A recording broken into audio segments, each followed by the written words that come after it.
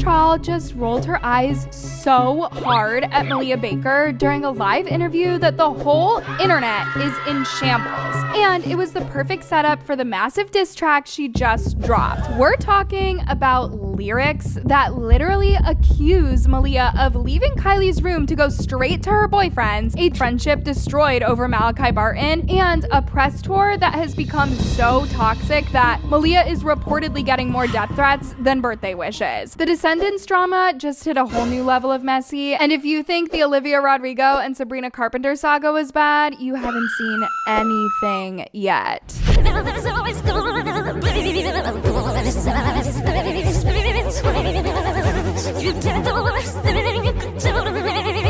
So let's get straight into the latest drama, because the viral eye roll from the ET Talk interview is the strongest evidence we have that these two are officially done. When the interviewer asked what the franchise taught them about friendship, Maila looked straight at the camera and said, loyalty and trust. And guys, Kylie's reaction was instant. She visibly rolled her eyes like she could not believe what she was hearing, and it was a total thoughts one moment.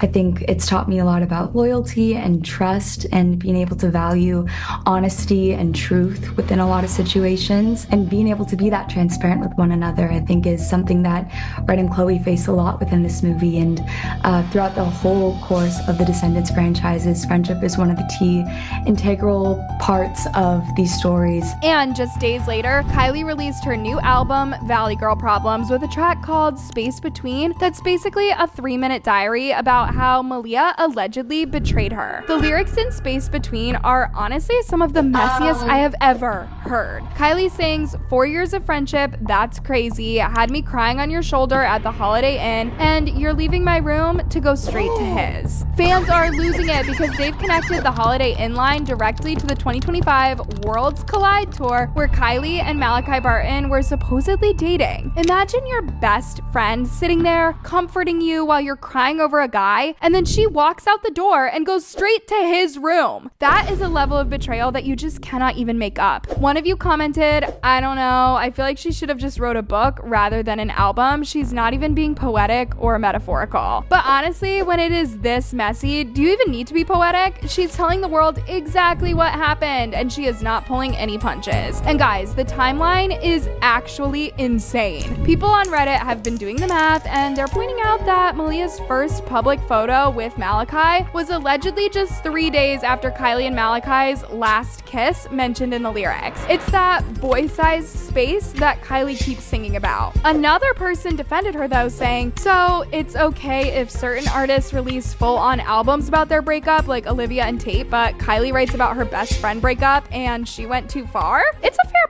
point, but the drama is definitely getting way more personal than your average breakup album. This isn't just about a boy, it's about the loss of a 4-year friendship that everyone thought was bulletproof. Now, you already know the backstory with Malachi Barton, how he dated Kylie during the tour and then immediately pivoted to Maila. But the latest news on how Maila is reacting is what's really interesting. She hasn't directly addressed the album, but she did go on Zach Sang and confirmed that she turned down the 2026 Worlds Collide concert tour. She said it didn't fit for her. But we all know the real reason is that she can't stand to be in the same room as Kylie right now. You're doing another tour? They're doing another tour. You're not on it? No, I'm not on it. No. You didn't get the invite? I got the invite. You said I didn't get invited.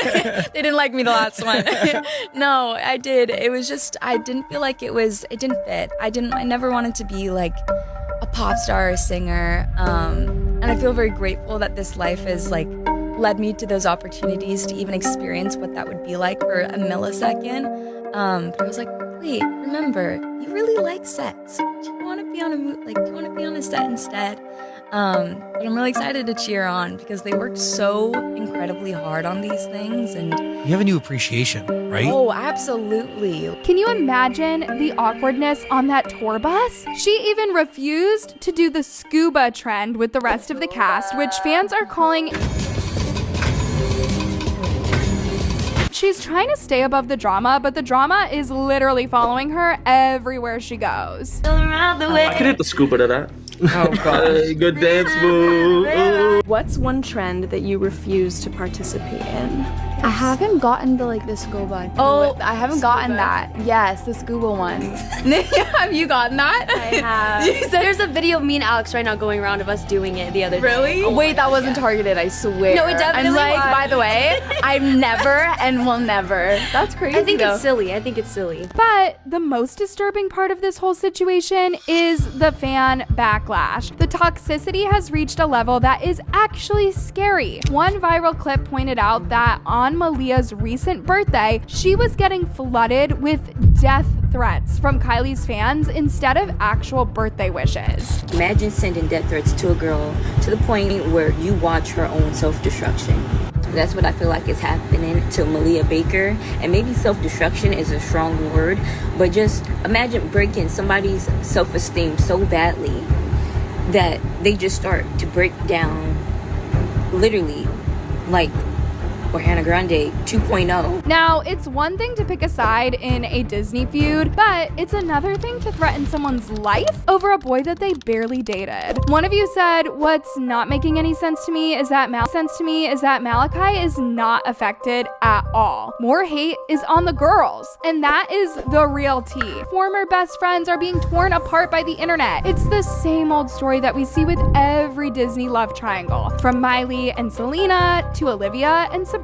The girls take the heat while the guy just moves on to the next project. Some fans are calling Kylie messy for putting all of this out there, and one comment said, I like Kylie, but how does being messy help? She could easily vent without creating more drama, but instead, she's putting it all out for the world to see. It's definitely not helping the Wicked Wonderland press tour, which has become one of the most awkward things to watch. You can literally feel the tension through the screen every single time they are paired together. Every interview is just a countdown to the next eye roll or the next shady comment, and honestly, it's a miracle that they can even get through a scene together at this point. The first one that comes to mind, my friend actually sent me a video of Kylie Jenner on her PJ.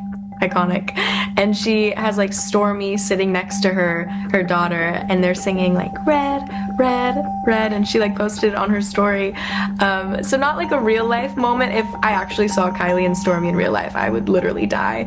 But just the thought that they had seen the film and know the songs and know the character, I mean, that was how they started. Back in 2024, Kylie was the one who pushed for Malia to be cast as Chloe. She said it was love at first sight during the chemistry read and called Malia her favorite person ever. They were inseparable. And now they can't even talk about loyalty without someone rolling their eyes. It's the ultimate friendship breakup, and it feels like there's no going back from here. And let's talk about the space between lyrics one more time, because there's a line about matching tattoos that just breaks my heart. Kylie sings about how they talked about getting them, but now it's just another thing we'll never do. It shows that they really did have plans for a lifelong friendship. They were supposed to be the next big Disney duo, the ones who actually stayed friends after the camera stopped rolling. But instead, they've become another cautionary tale about what happens when you let a boy-sized space come between you and your best friend. So, what do you guys think? Is Kylie right to vent her betrayal through her music, or did she go way too far with the Holiday Inn lyrics? Do you think that Malia really did the worst thing she could do to her friend, or was it just a case of moving on after a breakup? And most importantly, is Malachi Barton really worth losing a 4-year friendship over? Let me know in the comments, because I am honestly in shambles over this one.